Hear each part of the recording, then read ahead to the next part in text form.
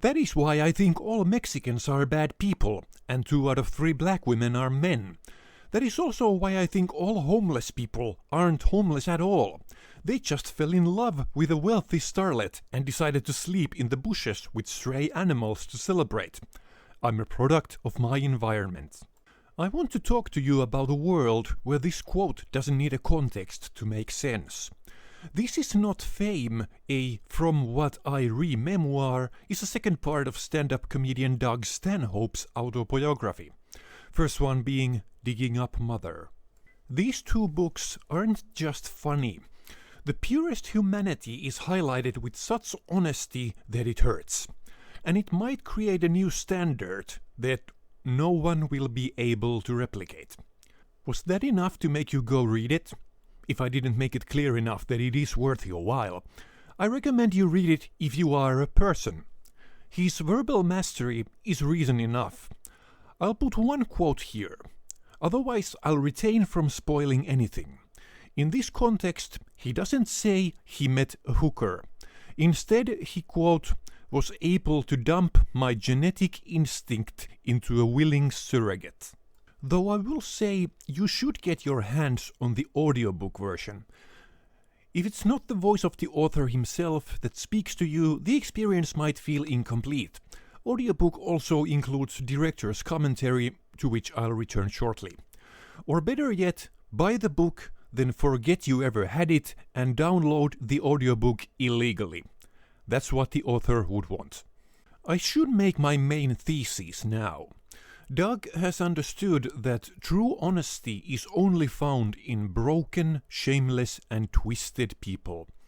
That is what lifts this autobiography above all its peers. Maybe if Junkie was William S. Burroughs' last book and he'd managed to get it published without changing any names, we'd have something appropriate for comparison. But alas, there isn't. This might be easier to see in Digging Up Mother. Doug lists 10 times more things that he hated in his mother than positives. And it's still a love story. Here's a brief interaction that summarizes the transparency this story allows itself with Stanhopian elegance. After one of his sets, Doug meets with an old friend who tells him how she finds him utterly disgusting. Later, though, they end up in bed together, and Doug writes that he came inside her ass and whispered to her ear, "I find you utterly disgusting." Most memoirs would be forced to change the name. Some would have to drop the story altogether. Instead, said woman joins Doug in his director's commentary track on the audiobook version to clarify where the semen actually ended up. It was on her back, not inside the colon. This is something no other memoir can reach. After This Is Not Fame, I've gone through a few memoirs of comedians or other people in the entertainment industry, so I could make some comparisons. David Mitchell, in his book Backstory, he called his first girlfriend Meryl Streep, after a long explanation of why she wouldn't want to find her name in a book. Frankie Boyle, in My Shit Life So Far, tried to present himself as this fearless, straight talker who would never hold back from any obscene remarks, until his daughter was born. And quoting from memory, "My partner gave birth to my daughter." Yeah, these don't really stand a chance to Stanhope's life story. From his acquaintances, most mysterious and obscure friend was, quote, "an actor whose name my lawyers wanted me to change, so I just say he was starring in his 5th big-budget Disney's pirate movie that was filmed in Australia in 2016. And in unrelated note, when I was in Australia with Johnny Depp, you get the point." This brings me to what you might have guessed by now. Doug never tries to convince himself or us that he's the smartest of the bunch, or truly knows how the world works. Although I already know after following his work through the years that he is one of the greatest minds of our generation. This isn't something to be taken for granted. Arnold Schwarzenegger's memoir, for example, sometimes completely dives headfirst into its own ass, when he keeps on remembering how smart he's been and how he always knew how to everything better than others. If Arnold took enough steroids in the 70s to make his balls turn green and disappear inside his body, never to be seen again, that's not a thing he'd ever share with us. So all the possibly interesting parts of his memoir are cut off, just for the sake of ego building. I think I'm saying to myself that This Is Not Fame is closer to Surely You're Joking, Mr. Feynman, than Total Recall. So how is this gonzo journalism? Quick stripped definition of gonzo is journalism without objectivity, where all observations are made from the point of view of the writer and conclusions are driven of said writer's experiences instead of established facts. Well, what is there to study in one's own memoir? Doug's stand-up career through the years has always relied on fearless honesty, to a point where you could call his act an exploitation of himself. He is also a master of finding humor in the darkest of places, and he's good enough to backtrack and justify every joke that would get lesser men in trouble and shame. This is what has created his fan base of previously mentioned shameless and broken people, and this is naturally how he's been able to choose his friends. In the world of Doug Stanhope, this shamelessness creates complete transparency, where there aren't rules to determine what you can laugh at. That's a place where a very small margin of people really want to live. That is why I have to call his world a bubble, for now. And it's Stanhope's life's work to study why the barrier exists, and why do so many people want to live outside it. Sure, there are people who can live in the world of their own making, where different rules apply, but those people are made of money. Most of us choose to live with the hypocrisy and the comforting lies, that fear of God keeps us from murdering each other, that sex is the most intimate thing two people can experience, that abortion isn't inherently a good thing. So how does the logic of Doug Stanhope's life differ from our own? Well, when he leaves his famous sexiest human on the planet girlfriend and eventually ends up with a mental patient who might try to cut her own face off because voices in her head told her to do so, that felt completely natural progression. And hey, now he's an expert in mental disorders. This process had only positive effects. He recently had to force a sponsor for himself. Popov Vodka didn't want anything to do with him, so now his podcast is brought to us by Popov Vodka against their will. Of course, for him this is the norm. In that same set, Popov Vodka presents An Evening with Doug Stanhope. He tells us how he was depressed that a serial killer didn't include him in a manifesto that listed all the comedians that influenced him. I also felt this really was a betrayal. Of course, this straight white man can explain on stage why he will continue to use the words nigger and fag, or go through a long rant about why people in third world countries shouldn't breed, and then gets backlash for using words like Dickensian in a wrong place. And maybe the best example of how he lives in a different world, Doug couldn't get #MeToo'd.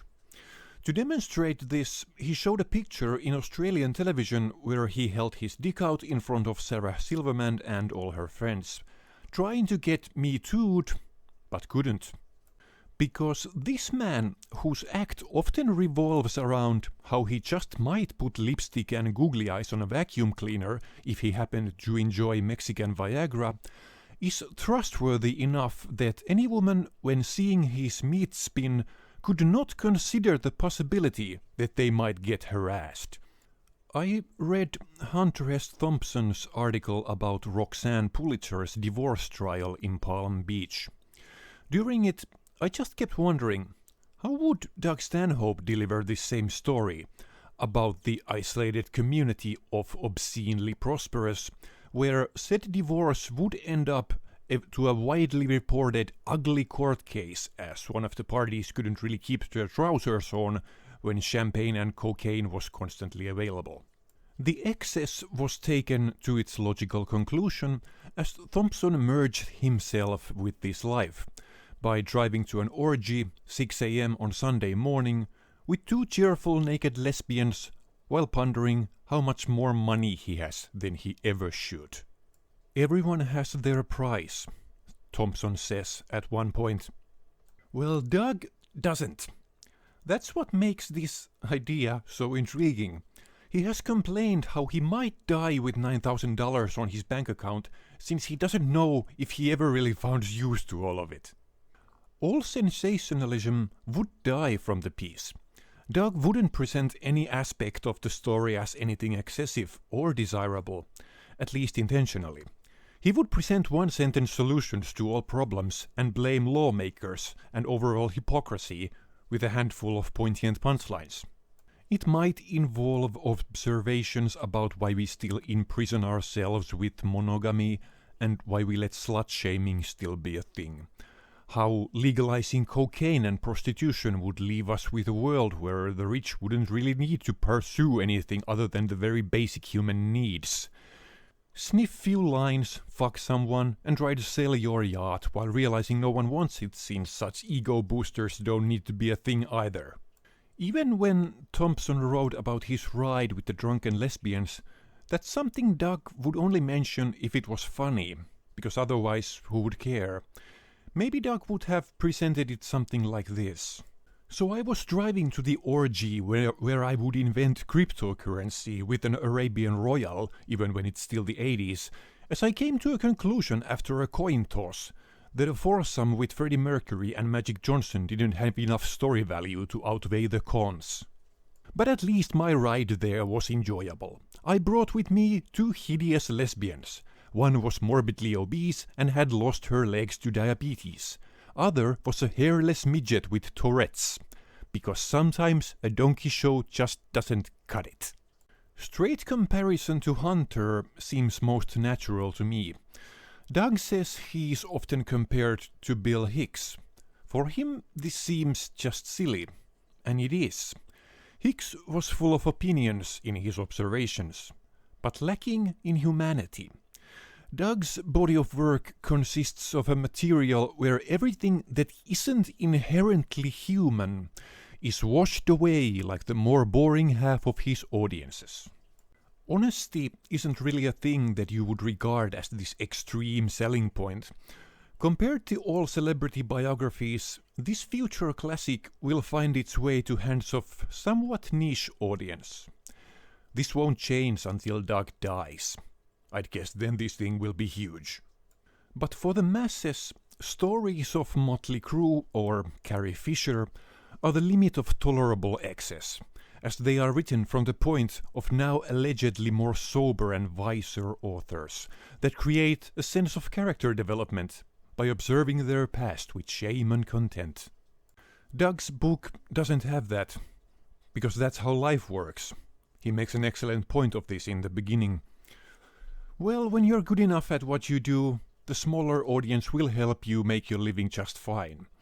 Bill Burr once said that every comedian has known about Stanhope since the late 90s, and they all know he's a genius. But some people you just can't put into that mold that would maximize the marketability. At least that was the gist of it. It was Bill's response to a fan who asked why said fan hadn't heard about this hilarious dude until now. Stanhope summarizes his fame as follows. During a gig and 1 hour after that, I'm huge. Then I go back being a nobody and a fame repellent. Or something like that. So, it's not fame, but it's not fame. Then again, what would you say Doug wants most when these observations about the careers of his fellow comedians are delivered without a second thought? Tosh is a millionaire. I'm a drunk loser. Hedberg was rich, and I was trying to blow myself on stage. Success. This is not fame is something I have to recommend to everyone. Digging Up Mother, even with all the praise I can tribute to it, is still a story about a depressed, chain-smoking hoarder and her inevitably closing suicide. I'm glad I reread it, but I understand it's not for everyone. So what have we learned about the bubble I referred earlier? I think it's quite clear and kinda sad. Doug Stanhope lives in a different world that works with its own rules. But if it really is based on honesty and humanity more than anything else, it's the rest of the world that's in the bubble, and he's the one looking in. I think I managed to tell enough about this book without spoiling anything. That's because this turned into a non-sponsored commercial instead of a review as it kept going. I want all of you to get this book and maybe remind the inimitable not to retire or kill himself before I, and all of you, get a chance to meet him or see him live. Doug, if you're listening, I can be the guy who buys your corpse when you want to donate it to a necrophiliac after your demise, but I know it doesn't match with my wallpaper after the first month, so let's keep that as plan B. I could end this by saying I want to have your baby, but it makes more sense if I say I want to have your abortion. Play the Mattoid.